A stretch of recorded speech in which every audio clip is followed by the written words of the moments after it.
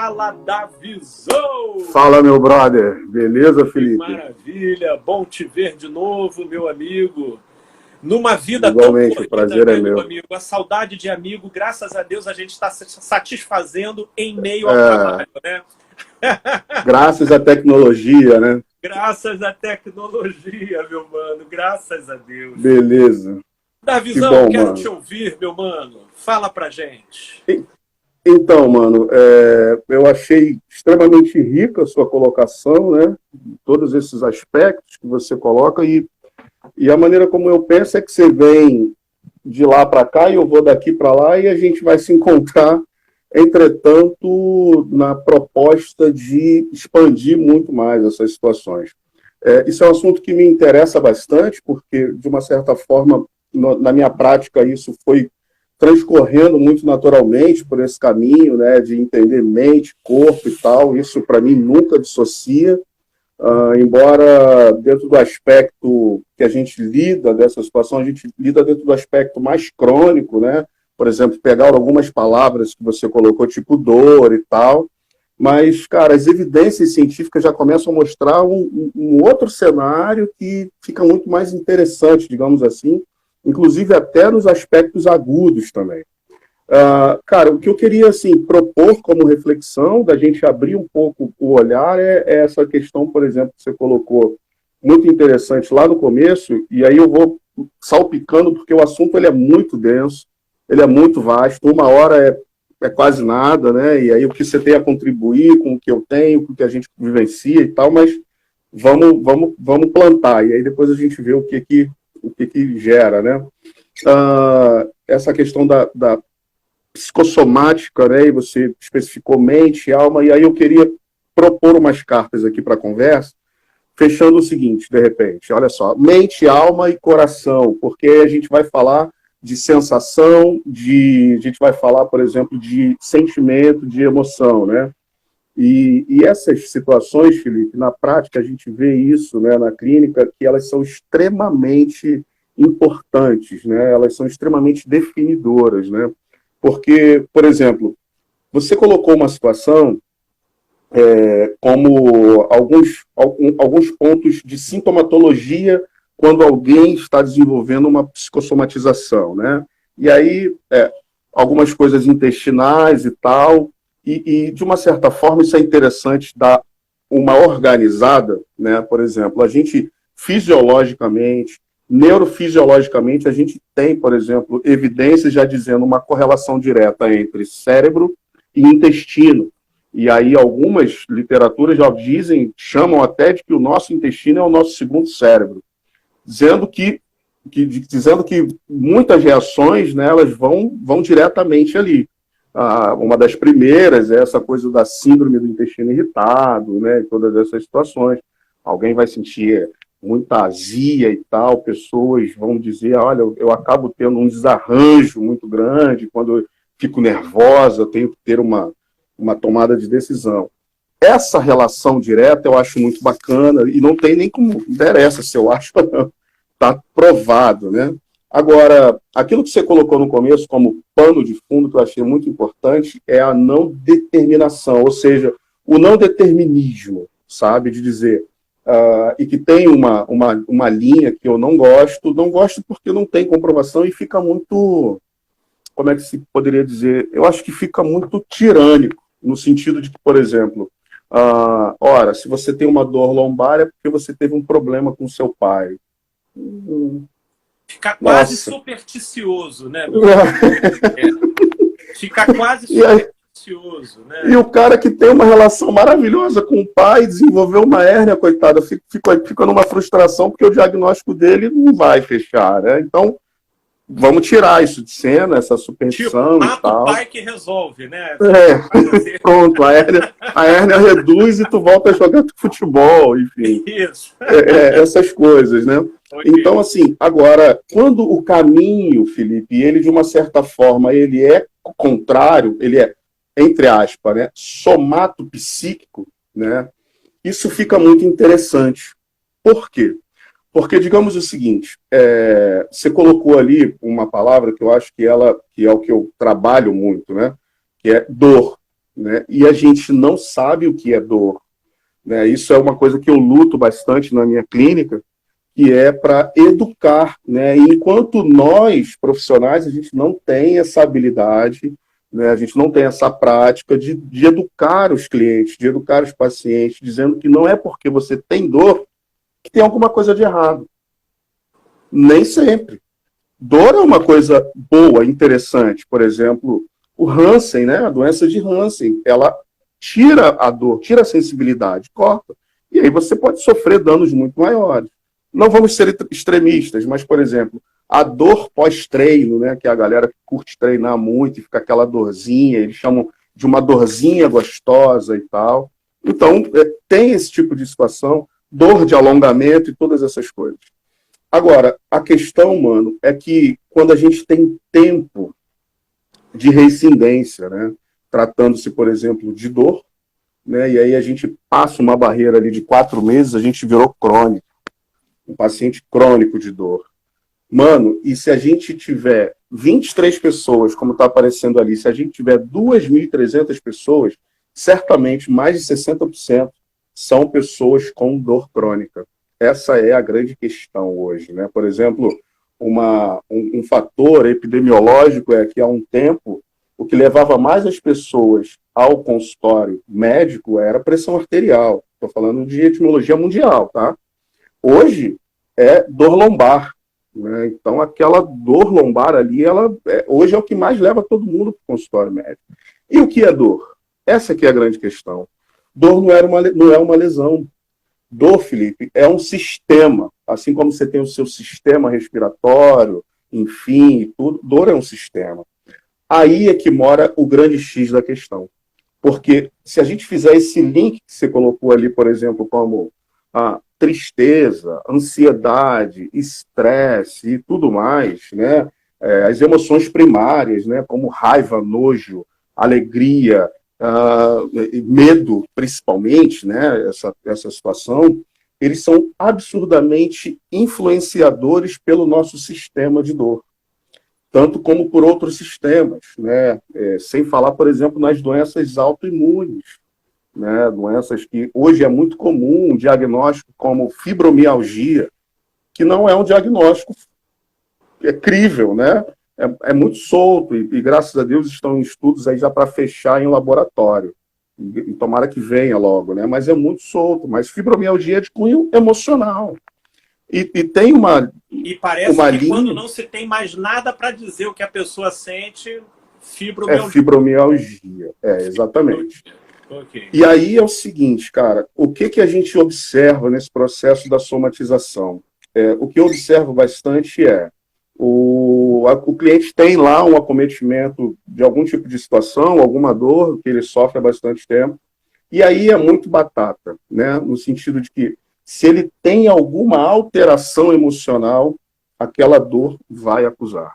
Ou aquele processo fisiológico interno de vísceras e tal, há de acusar, né? E assim, eu observo isso muito tranquilamente. Tem gente até que nem sofre constantemente. Eu tenho clientes, por exemplo, que são absurdamente ativos, treinam, são quase crossfiteiros, têm um corpo top e tal, mas, cara, esbarra com algum conflito e aí as emoções e todo o processo psicológico, né, e tal, entra ali num entroncamento e aí a pessoa já vem e me relata, estou com uma dor aqui na escápula, que não tá e tal. Então, isso é muito interessante porque o que a gente tem, por exemplo, mapeado, né, e você sabe disso, não sei se a gente já conversou alguma vez sobre isso, quando a gente tem o cérebro em questões assim, vamos dividir quem manda no quê, vamos dar, por exemplo, o nosso córtex, o neocórtex frontal é responsável pelos processos de decisões. Então, você precisa tomar uma decisão e aí o seu cérebro fica ativado lá, é o córtex o tempo todo e tal. Se você está sofrendo, se você está muito alegre, se você está apaixonado, né, e aquela coisa toda, o seu sistema límbico está 1000 por hora aceso ali, né? A gente fala na atividade neuronal, né? Agora, entretanto, mano, quando a gente, por exemplo, trata de acometimento de dor, o que é muito interessante é que é o seguinte: todo cérebro ativa. Significando dizer que, por exemplo, até o sistema límbico, principalmente ele, que é responsável pelas subjetividades. E aí o caminho fica muito claro, que quanto mais tempo a pessoa é reincidente nessa disfunção, mais atividade neuronal é ativada. E aí o cérebro vai memorando, né? Porque ele não está fazendo muita diferença. E além de memorizar, ele vai sensibilizando muito mais. Essa aqui é a grande questão, né? Então, vamos pegar um exemplo que a gente já falou aqui, alguém com um tipo de hérnia, por exemplo, né? O cara foi lá, diagnosticou que ele tem uma hérnia, e é muito comum isso, tá? Que passado 6, 7 meses, aquela hérnia ela já não afeta mais aquela dor. Entretanto, meu brother, se depois aquela hérnia já não é mais causadora daquela dor, mas se ela tiver algum acometimento emocional, algum tipo de situação, ela vai sentir a dor da hérnia. Só que a dor já não vem mais da hérnia, você entende? Por isso que às vezes, como você falou, às vezes a família fala assim, isso é coisa da tua cabeça, isso é psicológico, e a pessoa se ofende, né, de uma certa forma, e com razão, né, com razão e tal, mas não é que é coisa da sua cabeça. Entretanto, essa coisa passa pela sua cabeça, né? E aí a gente, por exemplo, na minha prática, no meu olhar daqui, né, um pouco mais anatômico e patoanatômico, digamos assim, biomecânico, o que eu vejo é muito esse tipo de situação, né? Que aí, por exemplo, as emoções elas vão, os descalibres eles vão atuar muito mais nesse aspecto, sabe? E que as pessoas não conseguem, não sabem lidar. O mais triste é que os profissionais, e aí eu estou dizendo na minha área, na maioria das vezes, posso dizer da sua também, porque isso não é um assunto muito comum, né, de poder você interpretar dores, saber desenvolver isso, não sabe como conduzir esses aspectos, né? E a gente tem diversas situações hoje já que são muito evidenciadas para o processo da condução, né? Cura para determinadas situações, de fato, a gente não tem ainda. Por exemplo, a própria fibromialgia, tá? Ou doenças autoimunes, e entretanto.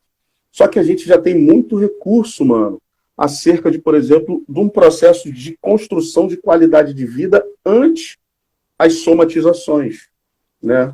Porque o que rola, né? A grande verdade, meu brother, é que assim, se você tem ali, a conta agora vamos simplificar um pouco. Se você tem no processo de somatização descalibres emocionais, descalibres psicológicos, enfim, tudo do processo da psique, e seja de que ordem for, né, não me importa. Aí, deixa eu só abrir um parênteses. Por isso que eu trato com um termo que ele é um pouco mais abrangente, que a gente chama de psicossocial, biopsicossocial, porque o que vai interferir, o que vai pegar de avaliação é o bio, é o corpo, é o todo, a mente, o psico, e o social são os estímulos externos. E aí é trabalho, relacionamento, família, casa, enfim, e tudo mais, né? Então, se o descalibre vem daí, a gente precisa desenvolver um outro processo para poder equilibrar, porque a maioria das pessoas, elas tendenciam a querer eliminar e extirpar o problema. Agora, veja, né, vamos dar um exemplo aqui. Se você tem ali, se você está no seu trabalho, né, e que é um trabalho que você curte fazer, entretanto, é um trabalho que gera muito estresse, E digamos que de 6 meses para cá, esse estresse é causado por algum tipo de hierarquia, trocou de chefe, e o chefe é meio coronavírus, assim, vem para perturbar e tal. Cara, você não tem o que fazer. Você vai pedir demissão? Né? Você não vai determinar esse tipo de situação, então você precisa, né, usar uma palavra que está muito na moda, ressignificar. E, para além disso, você precisa estabelecer mais benefícios para o teu cérebro, sabe? E incutir mais coisas que você gosta e tal. Significando dizer que, às vezes, cara, esse tipo de situação que aí a gente fica muito refém de um modelo que já não funciona tanto, né? Um modelo que já não, que é essa coisa, e, por exemplo, esse caminho que você disse, né, que no começo ele tem que ser assim. A pessoa tem um problema, ela precisa ser avaliada pelo clínico, ela precisa ser identificada e ela precisa transcorrer uma ordem de várias disciplinas, vários profissionais. Só que, e aí eu vou puxar aqui no meu âmbito, que é o que eu posso dizer. Aí o cara chega na clínica de fisioterapia lá, e aí o que é determinado só é o manual, ou é eletro, sabe? Ou é esse tipo de situação, e o que é esquecido é o todo, sabe? Porque, de uma certa forma, como eu disse, assim, o cara vem com um diagnóstico, eu canso de receber isso, o cara vem com um diagnóstico lá de uma hérnia de 5 anos, diagnosticado em 2015, com L5, aí ele sabe o termo, né? Isso é uma coisa engraçada, porque aí o paciente sabe o termo, não, L5, S1, ele quase te dá uma aula de anatomia e tal. E aí eu fico olhando e tal, beleza. E aí eu vou lá e coloco eu provoco, de uma certa forma, uma nova reflexão para ele, né? Que, de uma certa forma, o que a gente tem é, muito provavelmente, essa disfunção, ela já pode não mais ser a causa da dor, sabe? E aí, se a gente entra nessas pesquisas, né, nessas investigações, respeitando, sim, bastante, beijo, Marquinho, respeitando bastante o fato da dor, né, do cliente, do paciente, porque é real. Né? Todo o processo, como você falou, psicossomático, ele é real. Né? Não adianta a gente pensar que não é, para a pessoa é de fato. Né? Só que a gente tem que transicionar e fazer com que ela olhe de um outro aspecto. Né? Puxar ela para um outro ponto de vista e olhar, olha, será que de fato, esse tipo de situação é a situação que está te acometendo, né? Porque, por exemplo, para te passar a bola, Felipe, é uma coisa interessante como dados, né? Deixa eu pegar aqui esse aspecto aqui, por exemplo, de exame que a gente colocou. A gente vai fazer um exame de imagem para ver uma disfunção, por exemplo, anatômica, né? E aí, vamos pegar a gente aqui, mano, que a gente está na mesma faixa etária, no ENTA, né?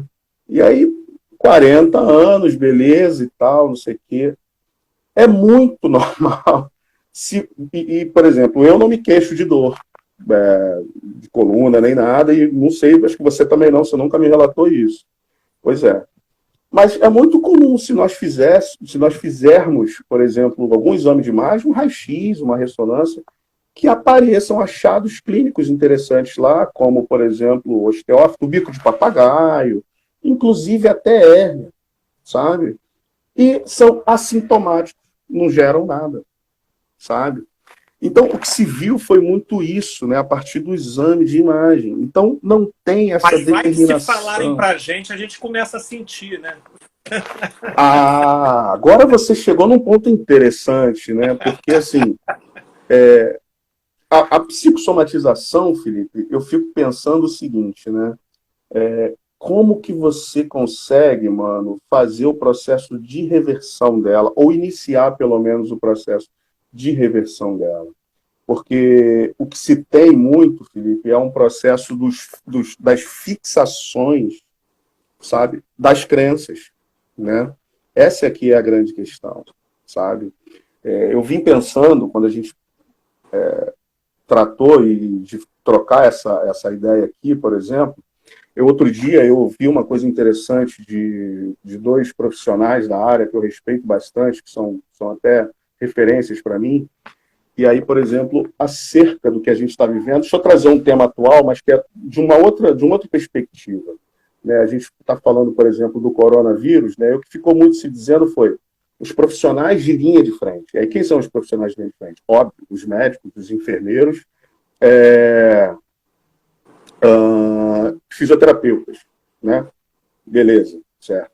Agora, por experiência própria de ter enfrentado, né, vivido muito de perto essa situação do Covid-19 e tal, é extremamente irrefutável o acometimento que esse vírus traz em relação à nossa psique. vamos colocar simplesmente uma situação que é o seguinte: medo. Medo, né? Digamos que você na sua casa mora você e mais 3 pessoas, são 4 total, beleza? Uhum. Basta um ser diagnosticado lá, testou positivo para a Covid-19. Qual é a recomendação? E muito bem recomendado, isola, beleza? Mano, você já não entra no quarto dele tranquilo, entende? Sim, E aí sim. já se instaura, já fixa um medo, né? Sim. E aí eu Um pergunto, formigamento normal no cotovelo já vira uma sensação, um prenúncio de que a coisa já entrou em você. a rinite alérgica de toda manhã, De toda manhã já virou uma manifestação. Isso aí. já virou um problema, né? E tal. Então, se a gente tem essa constatação, mano, por que que o psicólogo, por exemplo, ele não é um profissional de linha de frente na questão do Covid, sabe? Uhum. Porque, mano, eu vejo que ainda, infelizmente, a questão das nossas situações, por exemplo,